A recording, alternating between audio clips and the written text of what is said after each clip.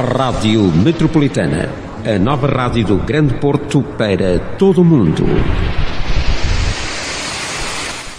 Medicina dentária. São dois temas que não têm nada a ver. Falamos nomeadamente da Associação Mundo a Sorrir, Associação de Médicos Dentistas Solidários.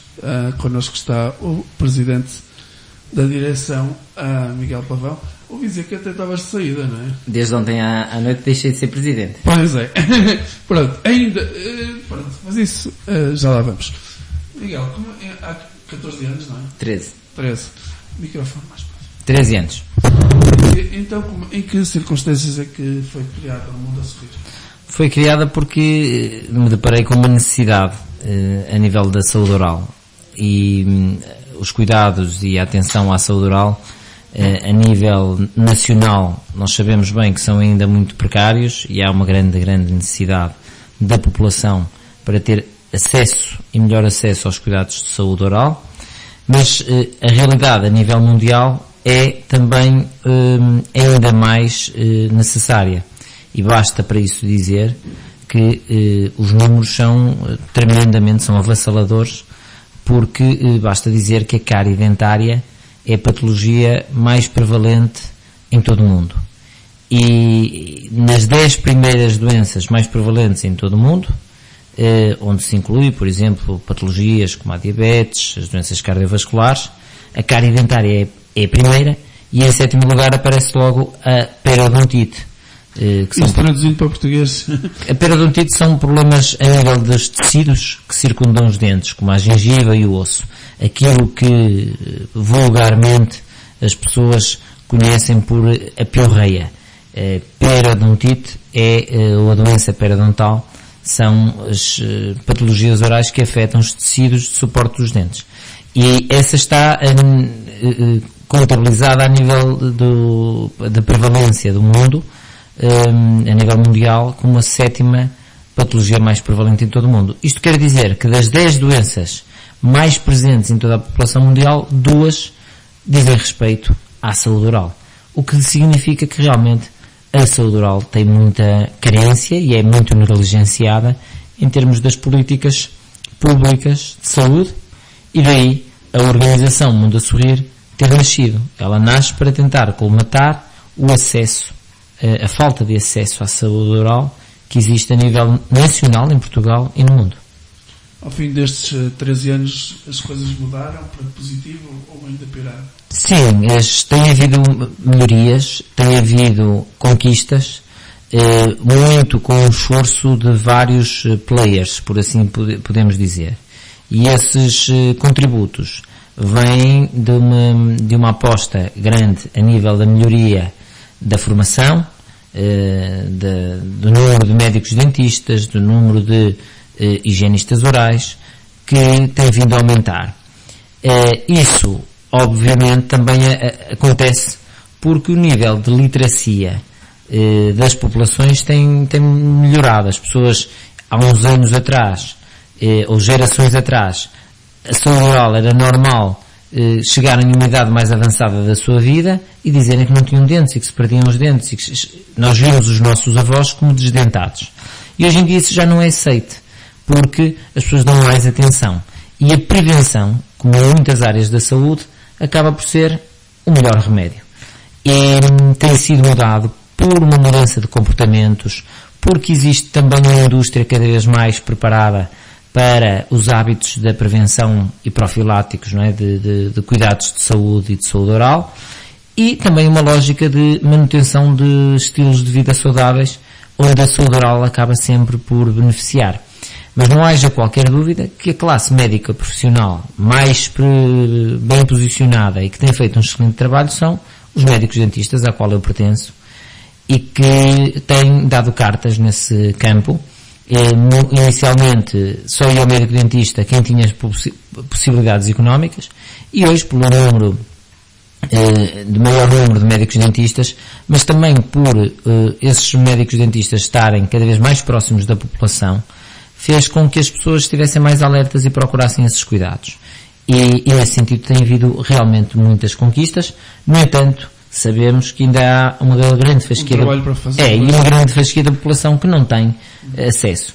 Recentemente, em Portugal, o Sistema Nacional de Saúde, que tem 40 anos, não tinha a integração de médicos dentistas no Sistema Nacional de Saúde, e hoje foi reposta essa lacuna, ainda que de uma forma ainda bastante precária, mas é um processo que se está a iniciar.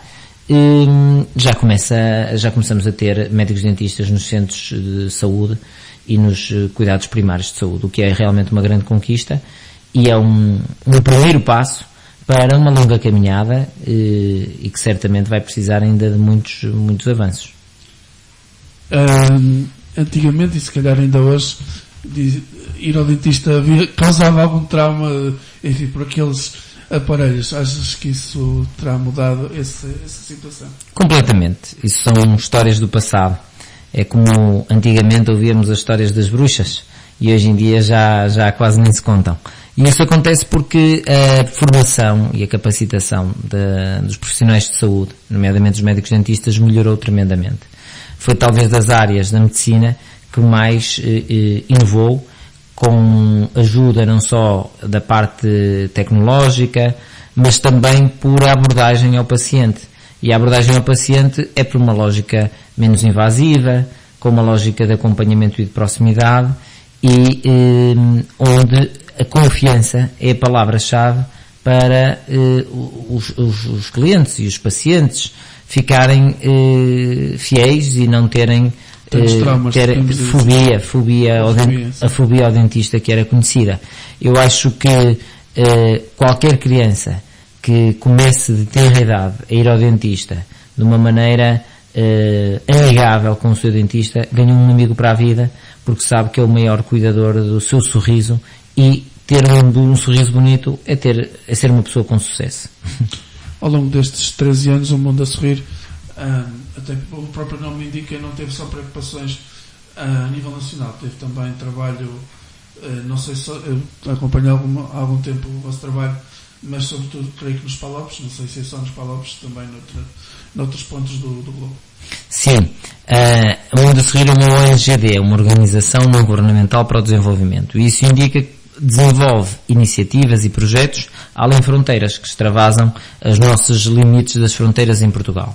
Como Portugal, sabemos nós, tem uma relação histórica, cultural, de um passado recente com as colónias africanas, nós decidimos que deveríamos apoiar populações e comunidades em países que nos são mais próximos, pela língua, pela cultura e pela história, pelo passado comum. E decidimos fazer a nossa intervenção nos PALOP.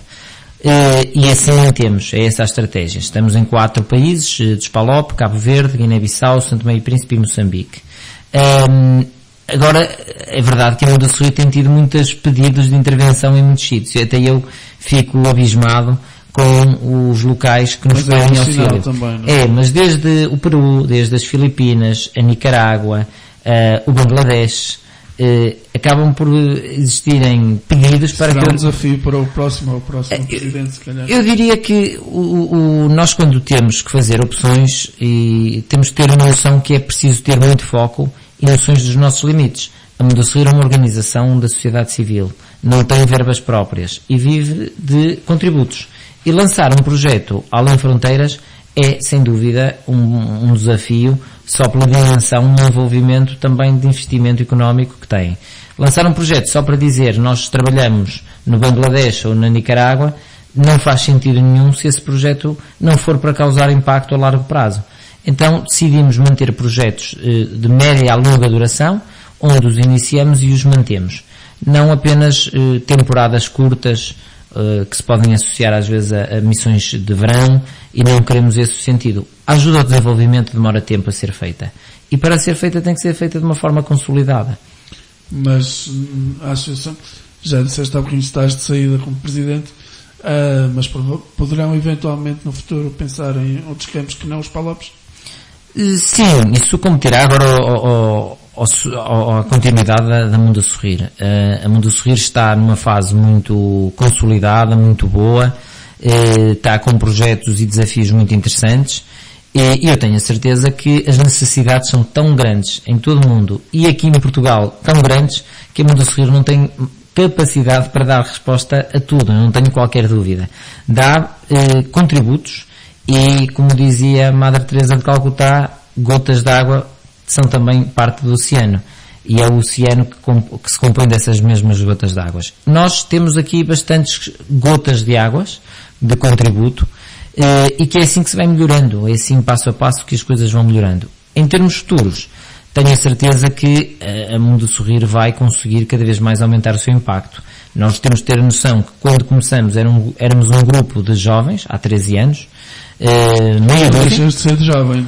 Exato, agradeço ter cuidado, mas também já fui mais. E a verdade é que quando começamos éramos um grupo restrito e hoje em dia a Mundo Sorrir envolveu 1.600 voluntários e ultrapassou... Quando falas aqui 1.600 são só dentistas? Ou Não.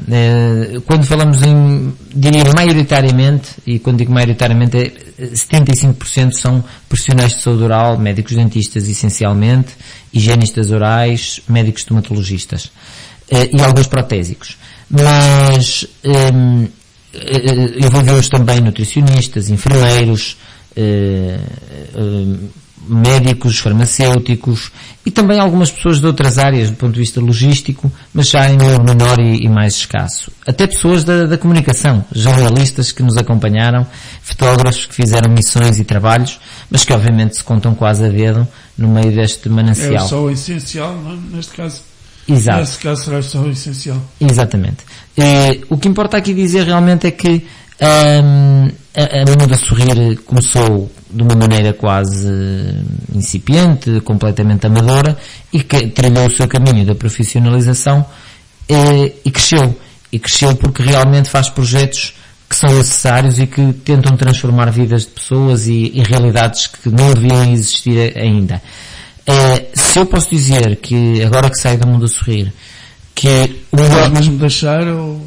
Nunca deixarei, porque estas organizações são organizações que precisam de contributo de todos. Eu deixo essencialmente a liderança da Mundo Sorrir, mas ainda ontem tive a oportunidade de evocar que nós nunca deixamos, mesmo sendo capitão ou uma posição de comando, nunca deixamos de ser um fiel soldado.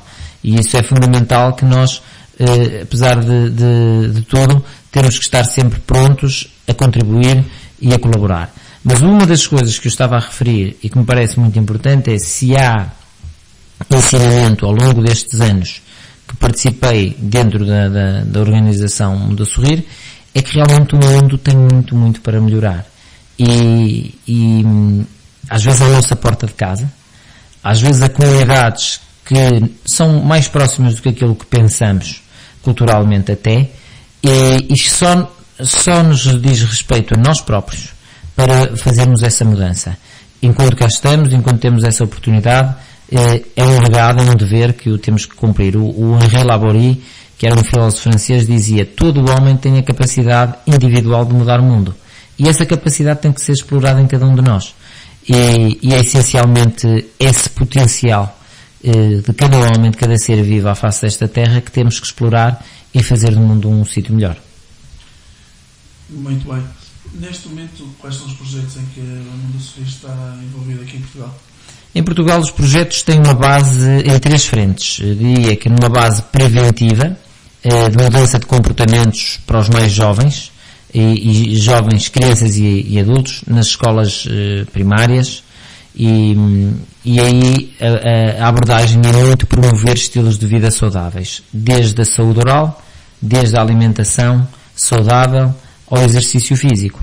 E interessa dizer que são áreas que se complementam, não é? Quem fala de saúde oral tem que falar de alimentação saudável. A alimentação saudável fala-se normalmente das questões de obesidade, da redução de peso, que é realmente um problema, um flagelo que estamos a tentar combater nos países mais desenvolvidos, e fala-se também, obviamente, de exercício físico. Estes comportamentos e estes estilos de vida saudáveis são fundamentais de tenra idade até ao final da vida, para nós conseguirmos mais longevidade, mas mais longevidade com mais anos com qualidade de vida. Isso só se pode fazer de uma maneira construtiva, diária de acompanhamento daquilo que é um processo de educação, de uma maneira de estar na vida. Depois temos uma outra área, que é a área da inclusão social através da componente da saúde, onde temos projetos de clínicas, que se chamam Clínicas Caso, Centro de Apoio à Saúde Oral. Nós neste momento temos 3 clínicas, no Porto, em Braga e em Lisboa, onde a população-alvo são pessoas em situação de vulnerabilidade económica. E o que se tenta fazer é apoiar instituições parceiras, organizações sociais, que trabalham e que tentam mudar o ciclo de pobreza dessas pessoas, de uma forma em que a Mundo a Sorrir fornece saúde oral e fornece uma condição onde as pessoas, ao terem um acompanhamento de saúde oral, podem tentar melhorar muitas componentes da sua vida. Ou seja, a saúde oral é um instrumento fundamental para a reinserção social. Isto é tão verdade quando nós pensamos que uma pessoa que está sem emprego, que uma pessoa que anda numa situação de carência, se procura um emprego, se procura melhorar a sua vida e a sua dignidade física e pessoal, nós tentamos que, ao colocarmos ou devolvermos um novo sorriso a essas pessoas, ao devolvermos uma nova condição de saúde oral a essas pessoas, elas estarão mais habilitadas para a sua autoestima, mais habilitadas para a procura de emprego e para a sua produtividade e a sua inclusão social. E é isso que nós apelamos. Usamos aqui um lema que eu acho que é importante, que é devolver dignidade através de sorrisos. E essas clínicas, as Clínicas Caso, são uma área também da nossa intervenção. Por último, existe uma intervenção na área da população mais sénior, onde sabemos nós que na Europa, e Portugal não é exceção, a população está cada vez mais envelhecida. Os cuidados de saúde oral são completamente negligenciados nesta área e temos um projeto que é o projeto Sorrisos Porta a Porta, onde nós ajudamos e capacitamos os cuidadores de idosos, mas também os idosos a terem melhoria nesta área e nesta componente da saúde oral. Muito bem, antes de prosseguir, só dizer que o programa Hora de Ponta do Mário Barbosa irá para o ar logo a seguir ao final desta entrevista. Falaste, Miguel, do trabalho aqui a nível nacional. Depois ia perguntar também nos países palopes, não é, neste caso, e já agora, a esse propósito, como é que os governos locais reagem à vossa presença e à vossa atuação? A nível dos PALOP, eu diria que os governos aceitam sempre com bons olhos as nossas intervenções, porque são normalmente países onde a cooperação e a intervenção de países irmãos ou de países europeus é vista com bons olhos, porque sabem que irá ajudar a população. Em termos de apoio especificamente, eu diria que resultou muito pouco, e porque são países onde a parte governamental, a parte estatal é muito burocrática. E talvez a melhor forma da nossa atuação, e essa é uma das maneiras que delineamos em nossa intervenção, é sempre com organizações parceiras, organizações não governamentais, missões religiosas, que são pequenos oásis no meio do deserto, naquilo que é o cenário de países menos desenvolvidos. E essa é a nossa lógica de intervenção. São esses os nossos parceiros locais que nos ajudam a crescer e que realmente fazem a diferença, porque há contextos de países sociais e políticos muitas vezes difíceis de contornar e que nós temos que estar a intervir. A Mundo a Sorrir não tem uma intervenção humanitária em zonas de conflito. Não é a nossa abordagem, e porque não é uma área de intervenção urgente, por assim dizer, e por isso tentamos sempre que seja uma ajuda mais sustentada com parceiros que já têm alguma dimensão e que têm também provas dadas. Sendo uma ONG assim que se diz corretamente, vocês não têm apoios estatais, mas terão apoios de empresas nesta área de saúde oral? Sim, a organização sobrevive também com o apoio de muitas empresas, através daquilo que se chama a responsabilidade social corporativa. É óbvio que na área da saúde oral temos laboratórios, temos empresas que nos ajudam, especialmente ingênuos em materiais, em equipamentos, e são realmente uma grande ajuda.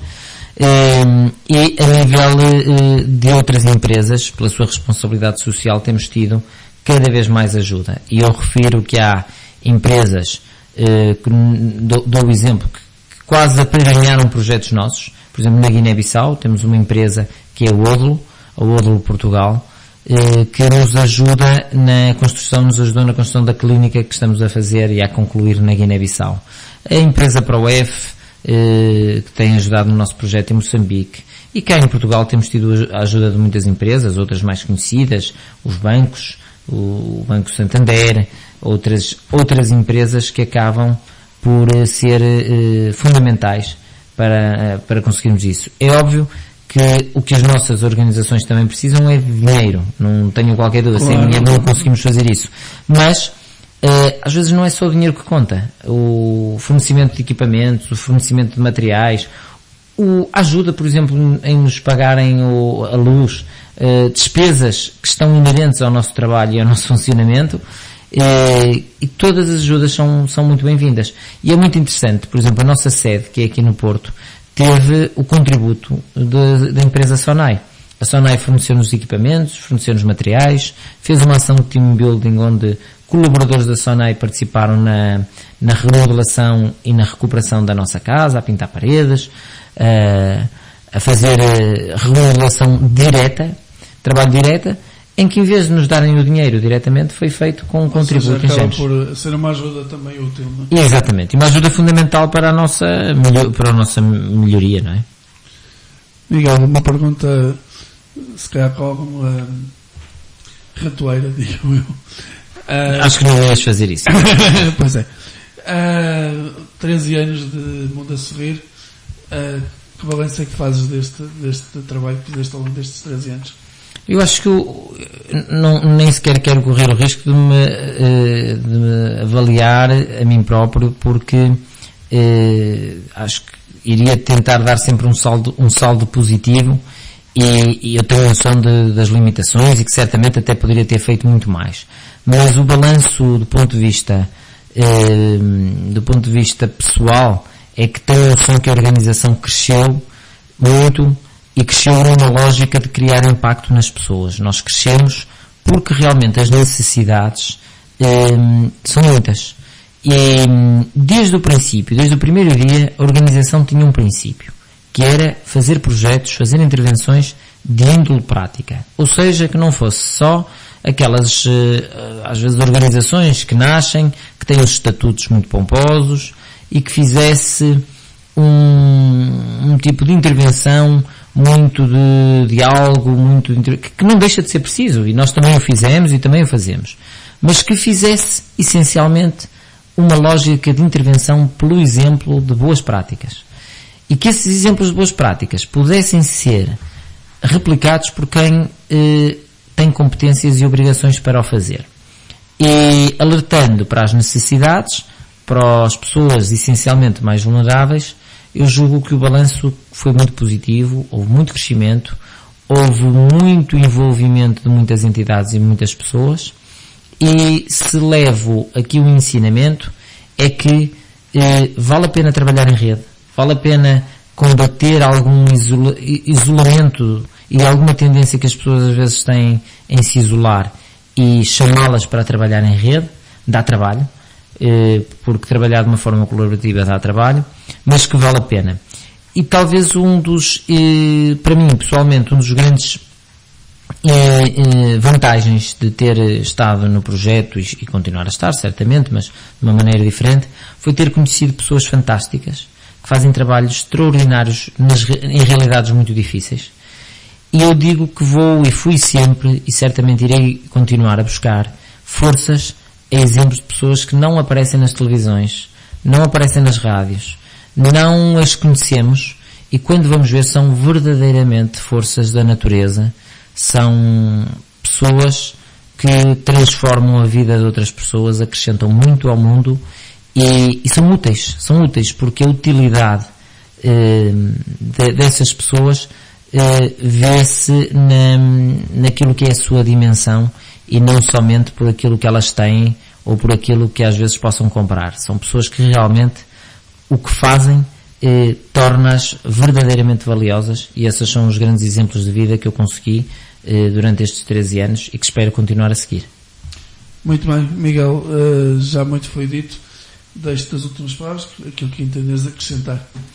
Pronto, eu diria que se posso deixar aqui uma mensagem, eu gosto de deixar sempre mensagens positivas, é para que as pessoas realmente se tentem envolver em causas, porque por vezes vejo que há pessoas que se queixam que não têm tempo, que não têm até coisas para fazer, e há tantas causas para defender que nós verdadeiramente, antes de criticarmos seja o que for, para podermos criticar algo que vemos que não está bem, devíamos ter a certeza que participamos de uma forma positiva, construtiva e através de uma cidadania ativa para o melhoramento de algo.